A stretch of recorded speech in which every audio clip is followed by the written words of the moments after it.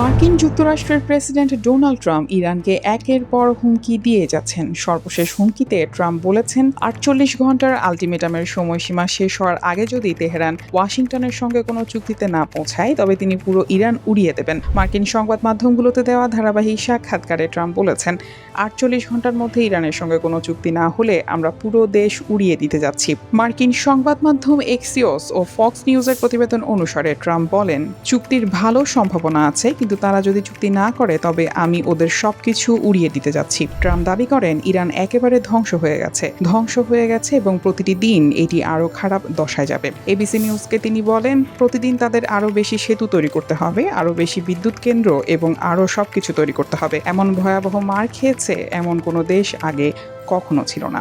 Iran সরকারের বিরোধীদের উদ্দেশ্যে ট্রাম্প আরও বলেন, তারা ভয় পাচ্ছে যে আমরা যুদ্ধের মাঝপথে চলে যাব কিনা, কিন্তু আমরা যাচ্ছি না। ইসরায়েল বলছে ইসরায়েলি প্রতিরক্ষা বাহিনী IDF ইরানের জ্বালানি স্থাপনাগুলোতে বিমান হামলা চালিয়ে লক্ষ্যের তালিকা আরও সম্প্রসারণ করতে প্রস্তুত। তারা বলছেন এই হামলার জন্য যুক্তরাষ্ট্রের সবুজ সংকেতের অপেক্ষায় আছেন।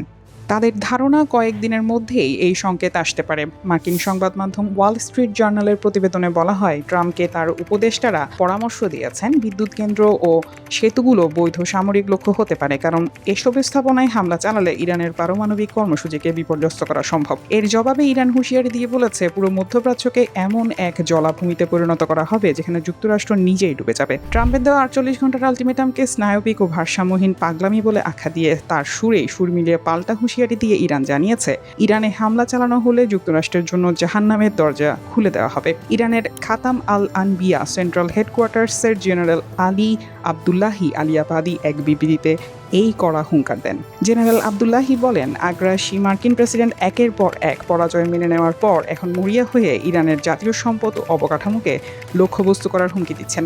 এটি তার নির্বোধ কর্মকাণ্ড ছাড়া আর কিছুই নয়। ব্যাপক সতর্কতা জানিয়ে ইরানি নিরাপত্তা কর্মকর্তারা হুঁশিয়ারি দিয়েছেন যুক্তরাষ্ট্রের জন্য সামনে আরও বড় চমক অপেক্ষা করছে। ইরান বলছে আমেরিকার সামরিক অভিযানগুলো একের পর এক ব্যর্থ হচ্ছে এবং তাদের যুদ্ধবিমান ভূপাতিত হওয়ার ঘটনা ধামাচাপা দিতেই ট্রাম্প এখন সেতু বা বিদ্যুৎ কেন্দ্র ধ্বংসের মতো হাস্যকর হুমকি দিচ্ছেন। উচ্চ পর্যায়ের এক নিরাপত্তা কর্মকর্তার বরাত দিয়ে তাসনিম নিউজ জানিয়েছে ইরান একটি সুনির্দিষ্ট পরিকল্পনা অনুযায়ী এগোচ্ছে এবং এর আওতায় শত্রু শিবিরের নতুন নতুন লক্ষ্যবস্তু তালিকা করা হয়েছে। একটি পূর্ব নির্ধারিত কৌশল ও লক্ষ্য নিয়ে তৈরি করা তালিকা অনুসারে ধাপে ধাপে এগোচ্ছে তেহরান। ইরানের অসম যুদ্ধ কৌশলেরই অংশ এটি। এই কৌশলে ধাপে ধাপে প্রতিপক্ষকে দুর্বল করবে ইরানি বাহিনী। নিউজ ডেস্ক, দুতিয়া।